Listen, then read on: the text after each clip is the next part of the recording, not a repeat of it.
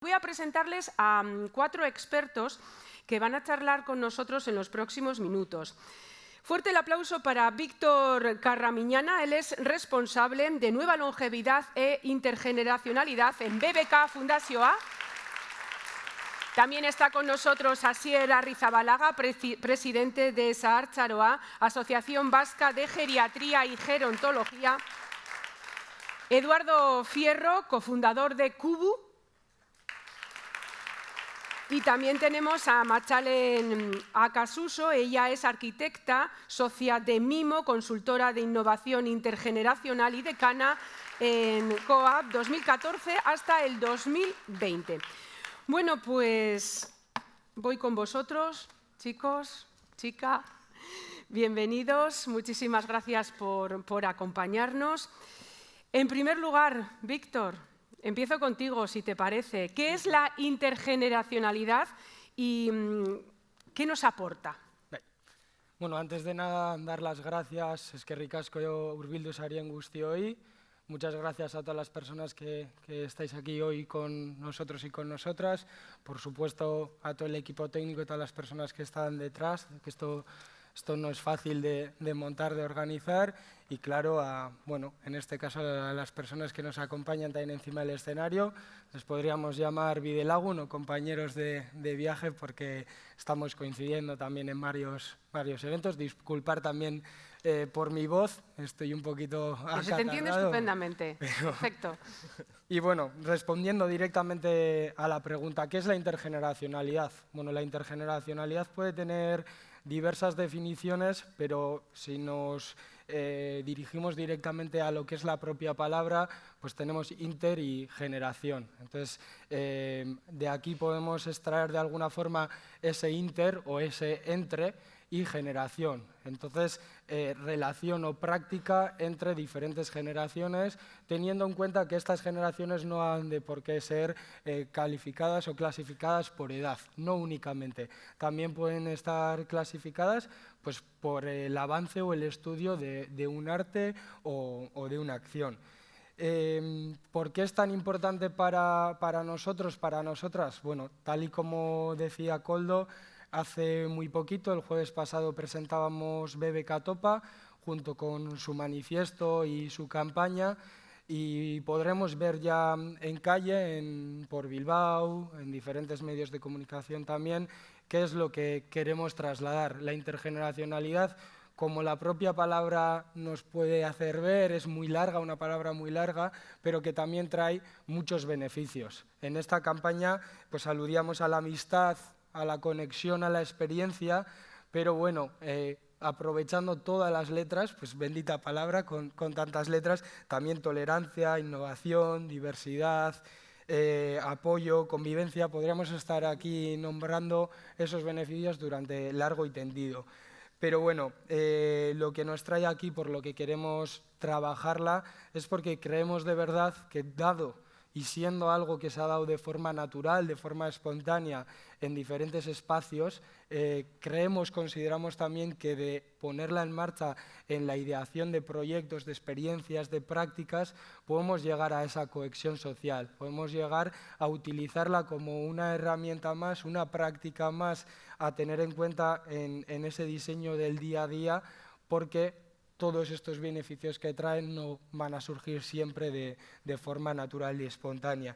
Y bueno, sobre todo, cuando nos referimos a la intergeneracionalidad, nos referimos a esas interacciones directas entre personas de diferentes generaciones en las que además hay una participación equitativa. Aquí siempre hablamos con las diferentes personas que tenemos aquí en la mesa también, de que hay una diferencia entre multigeneracional e intergeneracional. Multigeneracional podría ser todo aquel espacio en el que conviven porque están físicamente en un mismo espacio, mientras que para llegar a la intergeneracionalidad necesitamos de esa intención, de ese beneficio mutuo y de esa construcción de algo mejor, de esos objetivos. Cuanto más se alargue en el tiempo, mejor, pero tampoco es necesario ni algo fundamental en esas prácticas. Asier, continúo contigo, si te parece. Desde Zahartzaroa trabajáis, ¿no?, cada día por construir un futuro donde el envejecimiento sea una nueva etapa de plenitud y de felicidad. ¿Qué es lo que hacéis dentro de la Asociación Vasca de Geriatría y Gerontología? Bueno, egun on denori, lo primero agradecer al Correo de BBK por darnos la oportunidad de poder estar aquí y compartir este espacio, este diálogo. La Sociedad Vasca de Geriatría y Gerontología es una sociedad científica que está compuesta por profesionales de diferentes competencias, desde médicos, enfermeras, trabajadores sociales, dietistas, nutricionistas, todas las competencias que tienen que ver un poco con el ámbito del envejecimiento, quizás más con el ámbito geriátrico y gerontológico, pero que también intentamos tener profesionales que trabajen también en poblaciones, en otros procesos vitales en los que todavía tenemos pues, personas jóvenes. Nuestra función como sociedad científica es dar conocimiento, compartir conocimiento entre profesionales y también visibilizar en la sociedad, entre otras cosas, pues cómo podemos trabajar por un envejecimiento saludable y que también sea un poco universal para todos, ¿no? Es decir, ahora estamos en un nuevo paradigma que se llama la nueva longevidad y la realidad es... ¿A qué hace referencia ese término? Sí, ¿A qué hace referencia ese término, esa nueva longevidad? Sí, la nueva longevidad, ¿no? Parece que había una longevidad vieja y ahora hay una nueva. Pues lo que nos dice la realidad es que tenemos una esperanza de vida cada vez más alta. Entonces, cada vez vamos a vivir más. Esa es la buena noticia, que vamos a vivir más, pero tenemos que plantearnos cómo vamos a vivir, ¿no? Porque verdaderamente, para poder garantizar la calidad de vida, y lo que sabemos es que cuanto más años vamos acumulando, cuanto más años tenemos, pues lógicamente el envejecimiento, que es un proceso biológico, progresivo, adaptativo, en el que cada uno lo vive de una manera u otra, pues nos va a generar una serie de consecuencias, que siempre hablamos de las consecuencias malas, ¿no? Pero que también nos va a traer muchas oportunidades y muchos retos. Nosotros tenemos que trabajar en la sociedad para hacer un poquito de puente, y es lo que hacemos, de puente entre las universidades, entre los colegios, entre las asociaciones, entre la gente, entre las fundaciones y con la administración pública, ¿no? Y sobre todo fomentar la educación, pero la educación, ya hablaremos luego, desde muy pequeñitos, desde que somos niños, hasta que ya somos más mayores. Y ante este escenario demográfico que se nos presenta, pues es fundamental también hacer pactos intergeneracionales, ¿no? O sea, pactos generacionales, mejor dicho, ¿no? Promover también iniciativas y convivencias entre personas mayores y jóvenes. Y ahí entramos para conocer tu plataforma, Eduardo, Kubu. ¿Qué es Kubu y cómo surge la idea de conectar a todas estas generaciones? Muchas gracias. Sí, de hecho, una de las claves que comentábamos, ¿no? Yo creo que, y estaremos de acuerdo la mayoría de las personas que estamos aquí, la mayor desigualdad a la que vamos a hacer frente en un contexto como el actual, al que nos estamos enfrentando, es la desigualdad ante el cambio, ¿no? La capacidad que tenemos cada uno de nosotros de adaptarnos a todo lo que está cambiando en nuestra sociedad hoy en día, ¿no? Ya sea un elemento relacionado con todo lo que hemos vivido con las tecnologías, ¿no? Cómo está transformándose todos los pilares de nuestra sociedad, cómo cuidamos, dónde vivimos, ¿no? Que ha pasado a ser una clave que depende más de las capacidades económicas de cada uno. Y dentro de este contexto, las relaciones intergeneracionales funcionan un poco como ese pegamento que nos permite tener esa cohesión social y ayudarnos en un contexto en el que nos está costando a todos adaptarnos a un contexto tan grande de cambio con tanta incertidumbre, ¿no? En el que tenemos básicamente dos opciones. O nos frenamos ante este cambio pues por el pánico y el miedo de enfrentarnos a lo desconocido, o trabajamos en una fórmula que ya conocemos muy bien, que hemos vivido en Euskadi, y yo personalmente, que soy de Canarias, cuando estuve aquí lo viví en mi propia piel, durante la pandemia, estando solo, aislado, ¿no? Pues cómo toda la ciudadanía salió afuera, ¿no? Y a través de la empatía, la calidez humana, fue lo que realmente hizo que en momentos críticos como la pandemia, como hemos vivido con la Dana, es lo que nos está permitiendo movilizarnos como sociedad. Pues en Kubu, básicamente, trasladamos esta filosofía a un ámbito tan concreto como la vivienda, ¿no? No todo el mundo va a querer compartir su casa, ¿no? Pero está claro que muchas de las personas que lo están haciendo se lo están planteando no solamente por sus necesidades propias, sino también por el hecho de ayudar a otras personas, en este caso generaciones como la mía, más cercanas a mi edad, que nos estamos encontrando con problemas drásticos en lo que es acceder a nuestro pilar fundamental, que es construir nuestro proyecto de vida, en lo que donde vivimos es un hecho fundamental. Entonces, en Kubu lo que hemos construido es una plataforma que te permite compartir tu hogar de forma segura, generando un poco un espacio de confianza y de seguridad en donde puedes buscar a una persona que sea compatible contigo, con los hábitos que tú tienes de convivencia y con las expectativas de cómo quieres vivir en tu casa, ¿no? Al final tu casa es tuya, tú pones tus normas, tú decides quién puede entrar, y nosotros en Kubu pues lo que aportamos es un poco ese ingrediente de seguridad y de acompañamiento, ¿no? Entonces desde ahí hemos colaborado ahora con mucha institución pública, desarrollamos programas con Gobierno Vasco, el programa Bizi-Abi, que va a ser ahora la tercera edición, en el que vamos a trabajar ya con 40 viviendas. Ese es el objetivo de este año, gracias a la ciudadanía una vez más, porque es la que está poniendo a su disposición esas viviendas y esas habitaciones. Y al final está funcionando como un recurso, vamos a llamarlo permanente o transitorio, porque de esto se trata, ¿no? De ayudar a transitar las etapas de la vida, ¿no? A esa joven que llega a la ciudad y que está buscando hacer un proyecto de vida nuevo, o a esa persona que se encuentra de que sus habitaciones se han quedado disponibles pues porque sus hijos se han ido fuera de la vivienda o porque te encuentras en la Sí, que ahora situación están de viudedad. cerradas. Efectivamente. Entonces, en Cubo buscamos un poco facilitar esos puentes de transición entre generaciones. Esa es nuestra misión. Iremos profundizando porque queremos conocer más. Eso sí, Machalen, voy contigo porque no todas las personas tenemos las mismas necesidades a la hora de habitar un espacio. Como arquitecta, ¿crees que a la hora de construir lugares, pues bien pueden ser casas, hoteles, residencias, se tienen en cuenta las peculiaridades del grupo y de cada una de las personas, ¿no? No lo sé. Claro, es que, bueno, primero, muchísimas gracias por dejar un hueco a la arquitectura en este debate tan importante, ¿no? Es que tienes mucho que aportar. La arquitectura y el urbanismo son clave en este momento, lo hemos visto en el proyecto BBK también. Si convirtiéramos ahora este espacio en un estudio de arquitectura, ¿no? Y yo fuera la arquitecta y tuviera delante a todos mis posibles clientes y enviara un folio en blanco y os pidiera redactar cómo os imagináis vuestra casa cuando tengáis 90 años. Pues cuando hablamos de grupo, lo mencionabas tú muy bien, ¿no? Cuando hablábamos de grupo o de individuo, seguramente el resultado será 150, 200 personas, no sé cuántas personas hay aquí en esta sala, serían más heterogéneas de lo que pensamos. Cuando empezamos a pensar en vivir a 100 años, lo que creo que tenemos que pensar es cómo somos cuando tenemos 100 años, ¿no? Independientemente de la edad que tengamos. Y es un poco el reto que la arquitectura tiene ante las personas que vamos a cumplir más de 100 años. Incluso lo mencionaba también, ¿qué pasa con las personas que ahora tienen 20 años, 15 años, van a ser capaces de vivir hasta los 100? Bien. Entonces, dar las respuestas de la arquitectura desde las comunidades, de las ciudades, desde los barrios a ese reto tan importante, yo creo que es la clave del problema. Si bien hay dos cuestiones que Koldo mencionaba en la presentación, y es dos cosas que para mí son importantes cuando empezamos a abordar espacios cuando vamos madurando, porque maduramos al día siguiente del que nacemos, también hay que mencionarlo, ¿no? Para mí las personas mayores son desde el minuto 1, ¿no? Las personas son tan importantes, con 1 año o con 100 años, eso está claro. Cuando hablamos de vivir 100 años, nos tenemos que hacer la pregunta de cómo queremos vivir esos 100 años. Hay dos cosas, sin embargo, que por naturaleza nos van a venir seguramente sin haberlo pedido.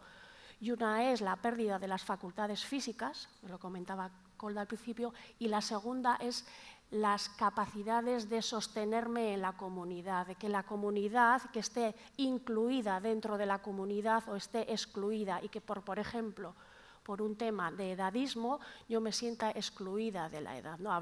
de la sociedad, ¿no? Cuando estábamos hablando de personas de más de 100 años.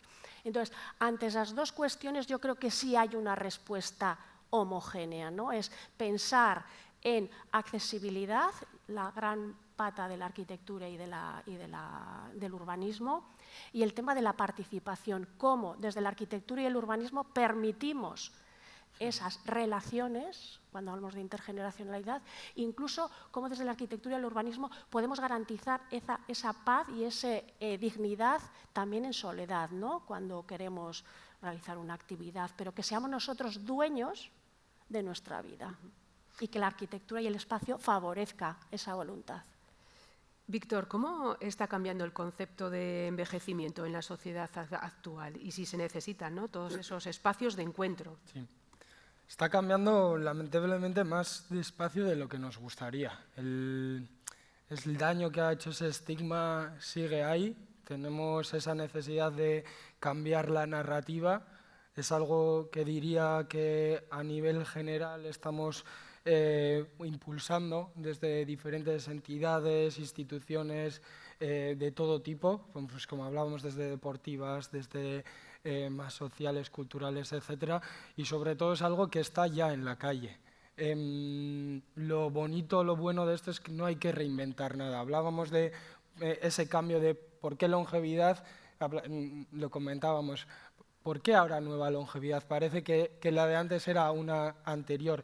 Bueno, sí que se dan unos factores que hacen que las personas que llegan ahora a la etapa de la jubilación lleguen con unas capacidades diferentes y sobre todo con una actitud diferente. Por eso hablamos de nueva longevidad y sobre todo hablamos de nueva longevidad porque tenemos y estamos en necesidad de derribar esos estereotipos que muchas veces son limitantes incluso para la persona. Se dice, y los estudios también nos hablan de que puede llegar a ser una de las primeras causas de segregación, probablemente por la falta de estudio también, pero que la colocarían y el daño que estos estereotipos pueden llegar a hacer lo colocan incluso por encima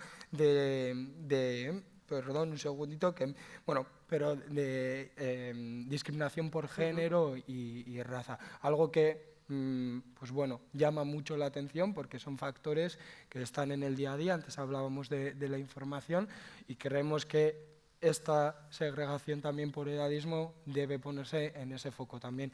Y hablamos de este cambio también por esas generaciones, por estas llamados boomers. Muchas veces hablamos de no poner calificativos a las generaciones, no llamarlas de alguna forma, pero sí que es verdad que cuando se trabajan esos arquetipos se trabajan porque algo de razón puede haber atrás, porque hay hechos históricos que han condicionado la vida, las actitudes de estas personas. Bueno, pues esta generación que empieza ya a jubilarse ve la jubilación de una forma muy diferente a sus padres, madres, aitas, amas, porque no la ven como una época de descanso, sino como una época de disfrute. Sí, de seguir activo.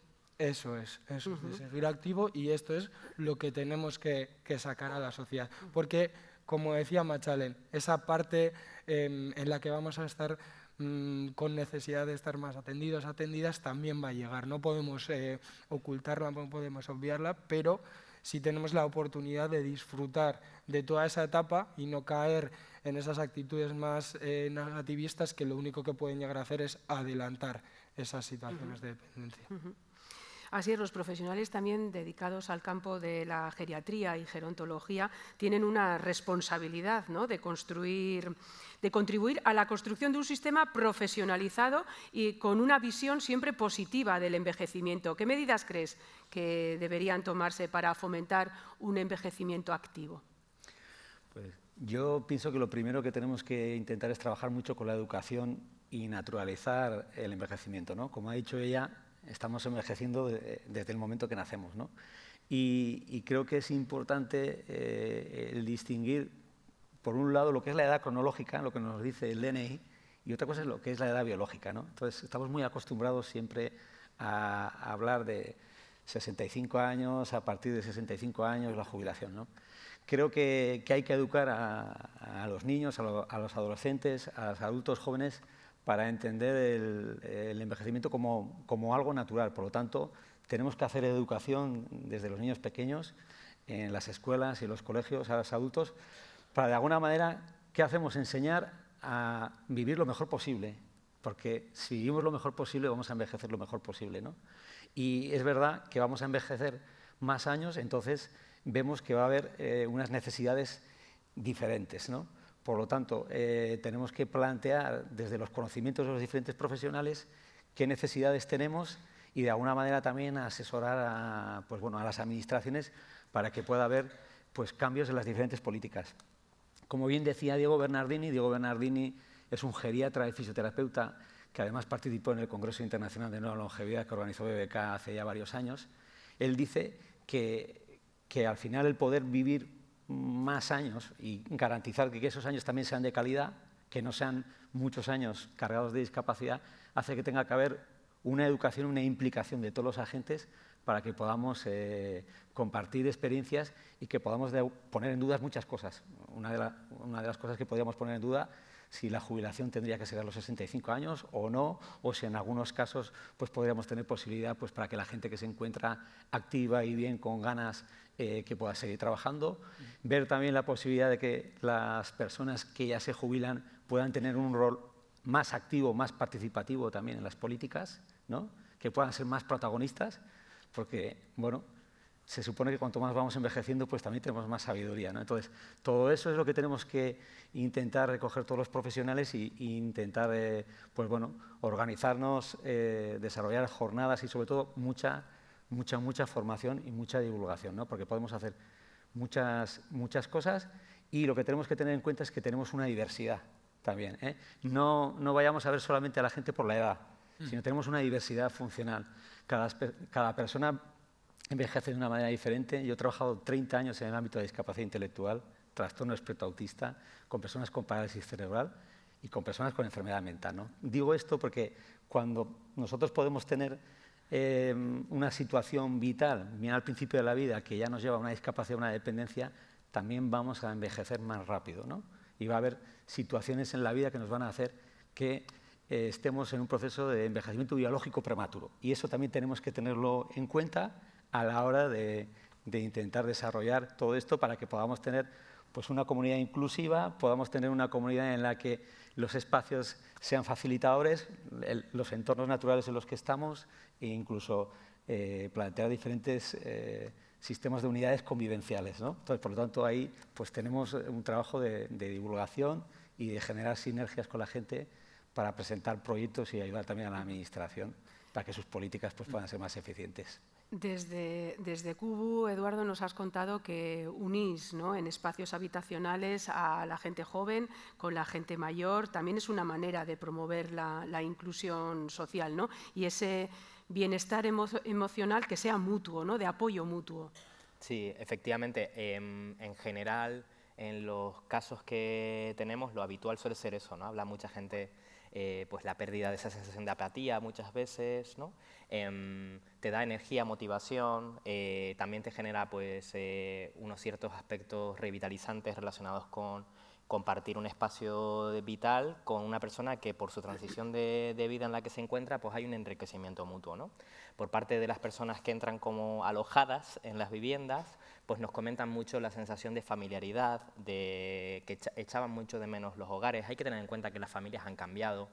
Personas como yo vivo casi 2.000 kilómetros, ¿no?, de mi familia, ¿no? Eso nos hace más vulnerables a esas incertidumbres, en la que nos lleva pues también a decir, oye, pues un poco la sensación que hemos vivido con los pueblos, ¿no? Esa familiaridad nos aporta, ¿no?, el saber quién está conviviendo con nuestro lado, tener relaciones diferentes, ¿no? Estamos acostumbrados a tener viviendas compartidas en las que casi no hay relación entre las personas que conviven en esas viviendas, porque ese era el modelo tradicional, o hasta ahora, en el que veníamos, en el que había una etapa muy concreta, normalmente cuando tú ibas a estudiar a la universidad, en el que se valoraba ese tipo de convivencia. Pero ahora lo que vemos es que las convivencias se han cambiado, los modelos convivenciales que estamos viviendo en la sociedad se han transformado. Hay cada vez más familias que deciden ser familia, conformar una familia sola, monomarentales, monoparentales. Tenemos cada vez más personas que viven solas en la vivienda y luego tenemos personas que tenemos que optar a generar hogares compartidos de forma más permanente de lo que era antes, ¿no? Incluso habrá personas dentro de un escenario cercano que lo que sería emanciparse de un sentido puro, depender exclusivamente de sus propios ingresos, cada vez va a ser más difícil, ¿no?, en este contexto. Y esa es la película que todo el mundo nos puede decir con una parte más negativa, pero nosotros lo que vemos aquí es una oportunidad, ¿no?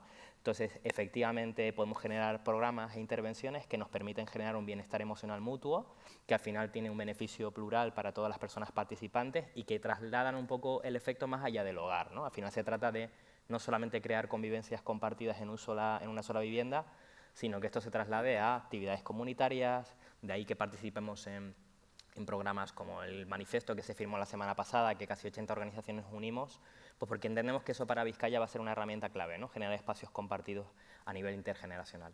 Y luego surgen algunas colaboraciones públicas que nos permiten que este beneficio, que es más emocional, también pueda trasladarse a algo más tangible, ¿no? Un ejemplo práctico es la colaboración que se ha establecido con Survisa, con el programa Etxea Gaztetu, con el Ayuntamiento de Bilbao, pues el ayuntamiento aporta 9.000 euros de subvención para las personas que quieran participar en este programa. Entonces también permite cambiar y remodelar la vivienda, instalar una ducha donde antes había una bañera, ¿no? Ayudar a que tú puedas estar más cómodo en tu casa a cambio de que selecciones tú a una persona con la que quieras convivir dentro de un marco de buena convivencia, ¿no? Pues este tipo de iniciativas también permiten trasladar, más allá de los beneficios emocionales, algo más práctico, por decirlo así, que afecta directamente a tu calidad de vida, ¿no? Como es vivir en una casa con mejores condiciones y demás, ¿no? Machalen, habéis publicado una guía financiada por Gobierno vasco, Habitatu, donde en un lenguaje pues, muy sencillo, ¿no? Muy de andar por casa, que lo entiende todo el mundo, habláis precisamente de las viviendas, ¿no? De los espacios habitables, ¿no? Que sean espacios habitables. Pero claro, cuando tú te compras una casa, te compras una vivienda, cuesta un dinero, inviertes ahí un dinero y quizá lo que te vale para ahora, con esta edad, dentro de 15, 20 años, ya no te vale. ¿Qué hacemos? No podemos estar cambiando de casa. Bueno, evidentemente me uno a la educación también en habitabilidad, vamos a sumarla también, ¿no? a los chocolanas de la Icastola. Hablar de habitabilidad, ¿qué es habitar, ¿no? La verdad es que en el proyecto Habitatu que creamos, y ya de cara también a hacer esas reformas, ¿no? Posibles reformas, incluso todas las viviendas nuevas, lo que planteábamos era una inspiración y una provocación a la vez. Muy bien. Que necesitamos un poco agitar un poco las bases, ¿no? Intentamos cruzar lo que la normativa nos obliga. En Euskadi hasta 2022 no teníamos una norma que obligara de alguna manera a hacer unas viviendas de X metros, X distancias, era, digamos, solo había, digamos, para la vivienda social, ¿no? La vivienda de promoción libre, pues era libre, el diseño era libre y el buen hacer de los profesionales y el sector, pues daba como resultado una serie de viviendas. La Ley de Vivienda de 2018 genera, bueno, de la Ley de Vivienda emerge este decreto de habitabilidad que impone las condiciones mínimas, y quiero enfocar el discurso en mínimo, porque muchas veces nos quedamos en los mínimos y lo que tenemos que intentar es superar un poco también esos mínimos. Y más allá de animar a pensar más allá del mínimo normativo, lo que hemos tratado es de comparar un poco las condiciones que te impone en una vivienda, en una residencia para personas mayores, en un albergue, en un hotel de 3 estrellas, en un hotel de 5 estrellas. Y hemos provocado como una lectura transversal sobre los espacios que habitamos para aprender de lo que se demanda de un espacio vivienda, de un espacio Sí, que sea hotel o que sea una residencia. Entonces, de la lectura transversal, la guía clasifica en 13 conceptos del habitar: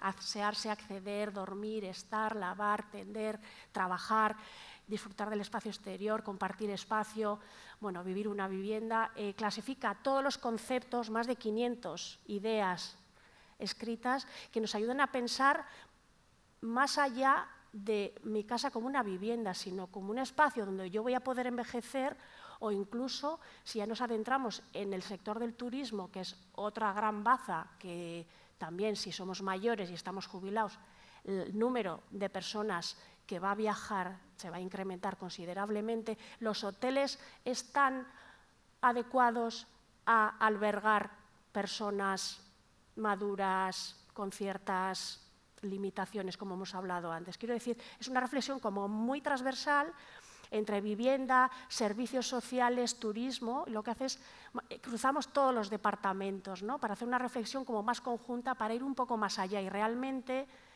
proponer o provocar que se ejecuten adaptaciones y nuevas viviendas, hoteles, residencias para personas mayores, porque también lo que estamos viendo es que lo que queremos es vivir cuantos más años en la vivienda, sin cruzar, digamos, a la parte, digamos, de las residencias. Y las residencias también están mirando más a cómo vivimos en nuestras casas, porque las unidades de convivencia son mucho más pequeñas, mucho más controladas, las personas que atienden a ese colectivo son las mismas y se genera esa palabra que hemos escuchado en el panel anterior, la confianza, ¿no? Y es lo que permite, en el caso de espacios intergeneracionales o viviendas intergeneracionales, que esas personas adultas y más jóvenes pues generen esos nuevos modelos de habitar tan necesarios, ¿no? es un poco una reflexión, es una provocación. ¿Dónde podemos encontrar la guía? La guía está en abierta, si uno googlea, Habitatu está colgado en un drive, accesible y disponible para todos en euskera y en castellano. Víctor, comentaba Machalen cómo pues, en los próximos años va a aumentar el número de personas mayores. ¿Está Euskadi preparada para afrontar ese reto? Lo comentábamos todos, sí, los últimos 30 años hemos duplicado el número de personas mayores de 65 años y este es un número que va en aumento. Se espera que para 2050 ya sean un 36% de la población. Está en proceso de prepararse, esto no es un reto, no es algo que se haga de un día para otro, pero se lleva trabajando mucho tiempo y creo personalmente también que tenemos la fortuna de que esa forma de ser, de habitar una vez más la sociedad, de compartir, nos hace fuertes en este sentido. La apuesta institucional, entidades, de empresas, como decíamos, es importante. BBK Topa podía llegar a ser un reflejo de ello, con una campaña casi recién estrenada, ya lográbamos la colaboración de casi 80 entidades. Entonces, yo creo que tenemos ganas, queremos hacer las cosas, pero sobre todo considero que es un papel, algo que podemos hacer también desde la ciudadanía, y lo comentamos también en el panel anterior. La responsabilidad, que no la necesidad o todo el trabajo, también está en esta ciudadanía. Y a mí me gustaría animar a todas las personas que tenemos hoy aquí en Sala BBK a intentar poner en práctica esas prácticas intergeneracionales, sobre todo más allá de lo que es el ámbito familiar, porque este es un espacio en el que se da de forma natural, sencilla, pero un poquito incluso más allá. Allí en uno de los proyectos de BBK también, en este caso BBK Sasoiko, estamos poniendo en marcha de la mano de la Universidad de Deusto también, que les veía por aquí, un proyecto en el que avanzamos con esos diálogos intergeneracionales, una pequeña excusa para tratar diferentes temáticas que nos pueden unir o separar en algunos tiempos, pero con ese objetivo de encontrar puntos comunes. Veía también entre el público a Alfonso, siempre le suelo mencionar por un caso claro de hace unos años ya, y como parte de otro proyecto se acercaba a un primer diálogo intergeneracional con un escepticismo que luego se vio sorprendido y derribado por la realidad y por esa interacción real que pudo tener con unos perfiles mucho más jóvenes. Yo por eso quiero animaros a todos y a todas a encontrar ese ámbito que para vosotros sea sencillo, que sea natural. O sea, solemos hablar, un coro. Si queremos ir a un coro no tenemos por qué ir a uno que se prolongue en el tiempo. Hace poquito participaba yo mismo en Santa Águeda con un ensayo de 3 días y una actuación. Eso es una práctica intergeneracional muy fácil y que cada uno de nosotros podría llegar a identificar de una forma sencilla. Yo quisiera animar a las personas que tenemos hoy aquí a encontrar su coro de Santa Águeda y ponerlo en marcha. Como somos capaces de medir el bienestar físico, Asier, no sé si también tenemos herramientas suficientes para medir, ¿no?, el bienestar emocional. Sí, tenemos herramientas, ¿no? Lo que hacemos es, según va avanzando el proceso de envejecimiento, tenemos indicadores para poder medir si las personas van a poder llegar a una situación que se llama de fragilidad en el ámbito geriátrico gerontológico, que es esa situación de vulnerabilidad del organismo, pero no solamente a nivel físico, sino también a nivel psicológico, ¿no? Según vamos envejeciendo, da igual la edad que tengamos, vamos a empezar a tener limitaciones en las capacidades físicas, también a nivel psicológico, pues a nivel cognitivo, a nivel emocional, y también va a haber consecuencias a nivel social. Entonces hay un constructo que se llama fragilidad, que antes partía un poco más de una dimensión más física, pero que ahora se ha visto que tiene otros matices. Tiene también un matiz psicológico y tiene también un matiz social. Entonces hay diferentes instrumentos y recursos en los que podemos recoger información y podemos ir viendo, valorando la situación funcional, digamos, global de la persona y ver cómo está a nivel físico, cómo está a nivel psicológico y cómo está a nivel social. Decías, ver cómo está una persona a nivel emocional, tenemos que saber también cómo está a nivel físico y también tenemos que saber cuál es su red social. No podemos entender una dimensión independientemente de la otra, ¿no? Por eso ya empieza a haber pues, valoraciones que más en el ámbito, digamos, en la fase final del envejecimiento se llama la valoración geriátrica global o integral, que precisamente lo que hace es hacer una valoración de todas las dimensiones humanas un 360 grados. Entonces, sí podemos identificar cuando las personas pueden tener necesidades a nivel psicológico, ver la relación que puede haber entre que una persona empiece a tener limitaciones, por ejemplo, en las funciones cognitivas, qué relación tiene eso también con las emociones y con la presencia de ciertos trastornos también a nivel emocional. Entonces, todo va relacionado. También la relación entre la presencia, digamos, de signos y síntomas o síndromes que se pueden producir como consecuencia del avance del proceso de envejecimiento, que se llaman los síndromes geriátricos, y entonces esos síndromes geriátricos pues son ese conjunto de signos y síntomas que son como consecuencia del avance del envejecimiento, que puede ser la fragilidad, puede ser la sarcopenia, podría ser el deterioro cognitivo. Entonces, esto lo podemos medir, lo podemos prevenir, incluso tenemos instrumentos de cribado para medir el riesgo, de decir, mira, puede haber un riesgo de que esta persona pueda padecer deterioro cognitivo. Luego ya veremos y vendrá el diagnóstico, ¿no? Pero la realidad es que también la evidencia y la ciencia está trabajando mucho para que cada vez podamos tener más instrumentos que nos den una buena recogida de información. Eduardo, me gustaría saber un poco cómo es el perfil de persona mayor que ofrece una habitación en su casa, cómo es el joven que la acepta, o sea, que la va buscando, y quién de los dos está más solo, Vale. ¿los mayores o los jóvenes? Bueno, el otro día, bueno, no solamente la principal motivación no siempre es la soledad, ¿no? Es muy diversa, ¿no? Sí, pero por sacar un sí, poco muy encima bien, de muy la buena. mesa el tema de Sí, la soledad, claro. que a veces es pues no deseada, ¿no? Efectivamente, dentro de las soledades no deseadas, por poner algo que también nos puede dar perspectiva, ¿no? Muchas veces las soledades van asociadas a temas de las pérdidas, ¿no? Bueno, pongo aquí mi visión, luego vosotros si queréis aportar ahí, totalmente. Las pérdidas en un sentido amplio, ¿no? Hablamos de cantidad de relaciones sociales que podemos tener, calidad de esas relaciones sociales, y hay otra tercera dimensión que es interesante, que tiene que ver sobre qué pilares hemos establecido cuál es nuestra identidad. Y ahí pueden haber dos ámbitos, uno que es más relacionado con la autonomía, yo tengo autonomía de hacer cosas, etcétera. Por tanto, en momentos donde pierdo esa autonomía, ya puede ser porque yo como joven de repente tengo una enfermedad sobrevenida y estoy mucho tiempo en cama y vivía en un piso compartido, ¿no? En ese momento me acabo de dar cuenta, aquí la relación que tengo con mis compañeros, hostia, no me estoy cuidando, echo de menos mi familia, ¿no? Pues ahí se me puede venir un momento, un pico muy fuerte de soledad, también en una persona que de repente tiene fragilidad o sufre cualquier tipo de dependencia o lo que fuera, alguna caída que le provoca una invalidez momentánea, aunque sea temporal o permanente. Y luego está otro elemento de pilar de identidad, tiene que ver con identidades externas. Yo soy médico, por tanto, a lo mejor la pérdida asociada a mi empleo cuando me jubile, ya no soy médico, por tanto, tengo también una pérdida de esa identidad y el reconstruirme en eso, o soy marido de tal persona, esa persona ya no está, volver a reconstruir esa identidad. ¿Qué hemos notado? Que nosotros cuando tenemos una identidad construida en el pilar de autonomía, normalmente esa persona a lo largo de la vida no suele tener tantos picos de soledad no deseada.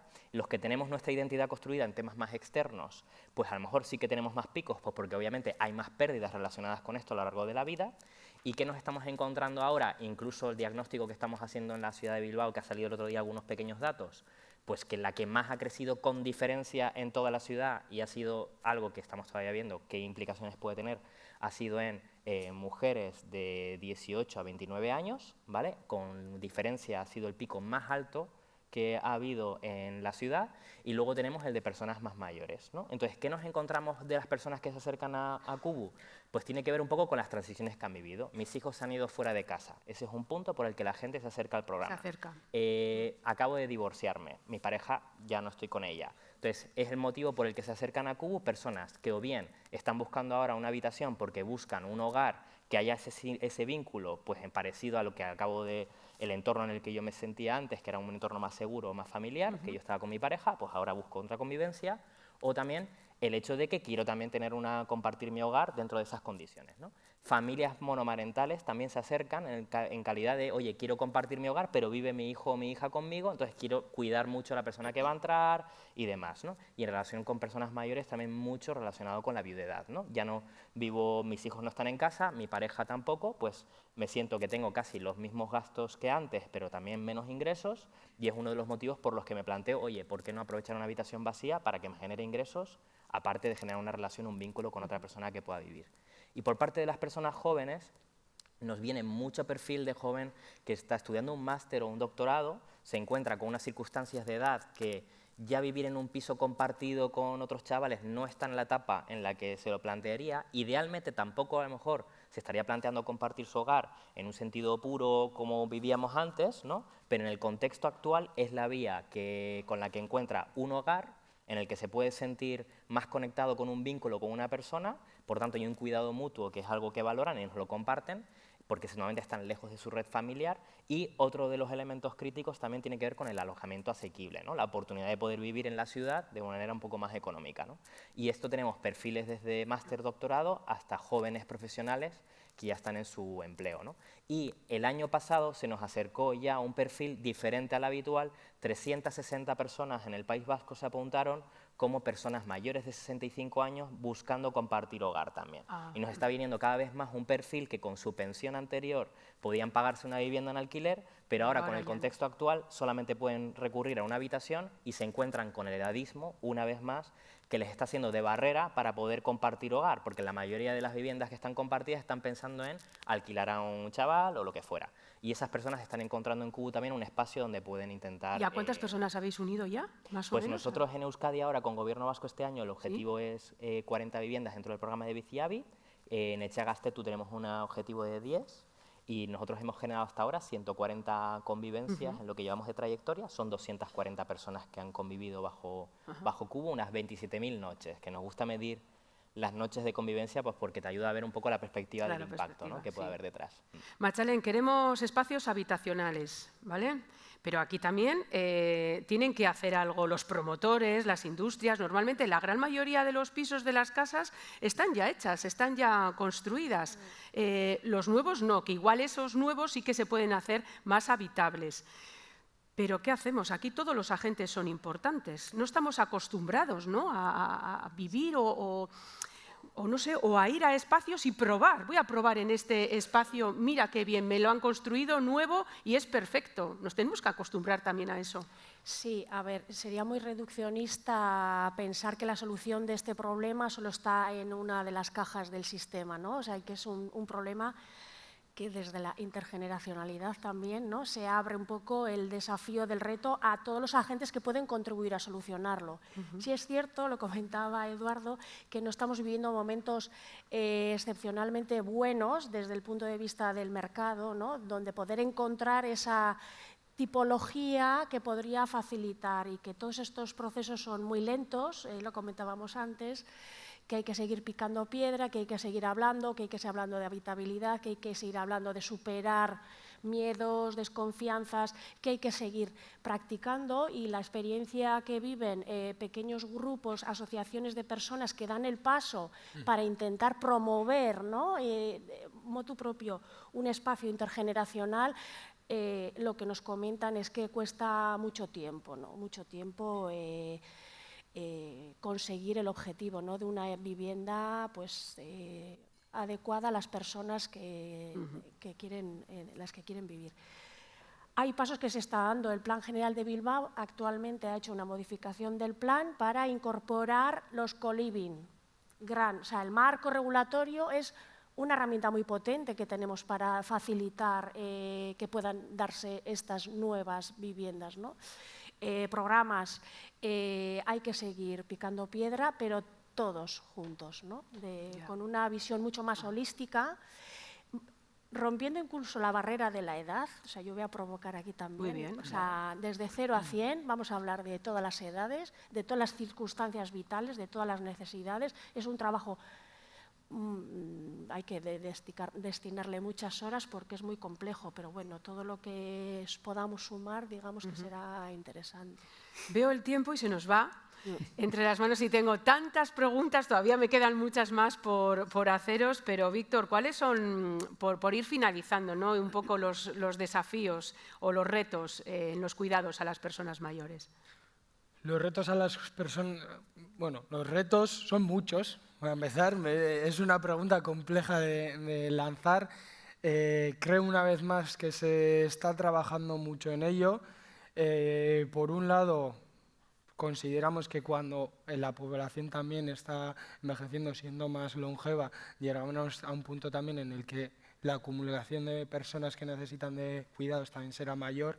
Y por lo tanto el reto ahí podemos prever que puede ser esa profesionalización de los cuidados que actualmente en muchas ocasiones se llevan a cabo por mujeres en situaciones no regladas o no reguladas, y digo mujeres porque es la realidad. Y luego al mismo tiempo el cuidado de estas mismas personas. No podemos olvidar que esto es un sistema que tradicionalmente se ha sustentado también en la familia, en las personas cercanas, y esta cohesión, y para eso también estamos trabajando en estas prácticas intergeneracionales, lamentablemente en estos momentos no es tan fuerte como era en otros tiempos. Entonces tenemos que trabajar en esas dos líneas, en facilitar que esos cuidados sumergidos de alguna forma se regulen de una forma o se profesionalicen y se den de una forma más compartida. La experiencia de Cubo es una gran experiencia porque también se da un cocuidado dentro del hogar sin tener que partir hacia una persona externa. Entonces sería ir formando esos grupos, esos tándems, y a la vez mantener el cuidado sobre esas personas que muchas veces de forma altruista asumen esa responsabilidad. No podemos perder eso que ya tenemos y que hasta ahora ha soportado todo. ¿Cómo ves, Artzaroa, el futuro del envejecimiento en Euskadi? ¿Qué actividades tenéis ya preparadas para este año? ¿Algo que vayáis a hacer, Asier? Pues ¿cómo lo vemos? Pues con mucha ilusión y con muchas ganas de compartir conocimientos y de trabajar en equipos, ¿no? Nosotros todos los años organizamos un congreso, luego también organizamos 3 jornadas científicas en cada capital, y estamos también fomentando muchos ciclos de webinar online. Con la pandemia, pues todo esto vino para quedarse, y entonces vemos que también es un recurso muy fácil para poder acceder no solamente a los profesionales, sino también a la sociedad en general, ¿no? Entonces, bueno, pues ya tenemos programados ciertos webinars relacionados un poco con el tema de los cuidados. Le damos mucha importancia a lo que es el ecosistema de los cuidados de larga duración en la comunidad. Ya tenemos preparados varios webinars relacionados con eso. También estamos colaborando con diferentes sociedades científicas. Ahora mismo vamos a firmar un convenio con Arindus para el tema de los cuidados paliativos. También hemos preparado un webinar para junio, y haremos también un congreso a finales de año donde hablaremos de la importancia de la relación entre las diferentes generaciones para poder convivir lo mejor posible, y teniendo en cuenta también a todas las personas independientemente de la situación de discapacidad y dependencia que tengan, ¿no? También haremos referencia en ese congreso a la soledad no deseada. Sí, les animaría después que se acerquen a nuestros ponentes porque tienen cosas muy interesantes. Eduardo, sí que me gustaría decir que si en un momento dado pues la persona que igual alquila su habitación, ¿no?, en su casa, yo qué sé, acaba hospitalizada o no puede en ese momento, el contrato se puede romper, no pasa nada. Sí, al final se trata de adaptarnos al ciclo vital de cada uno, ¿no? Y la vida obviamente es cambiante y por tanto el sistema también es flexible, ¿no?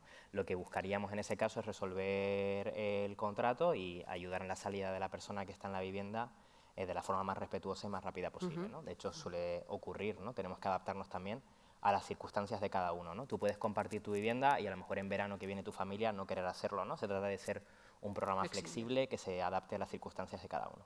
Salud y vivienda, Machalen, van unidos, ¿no? Sí, importantísimo. Sí, porque bueno, dicen, ¿no?, que el código postal tiene más impacto en nuestra esperanza de vida de lo que podemos pensar, ¿no?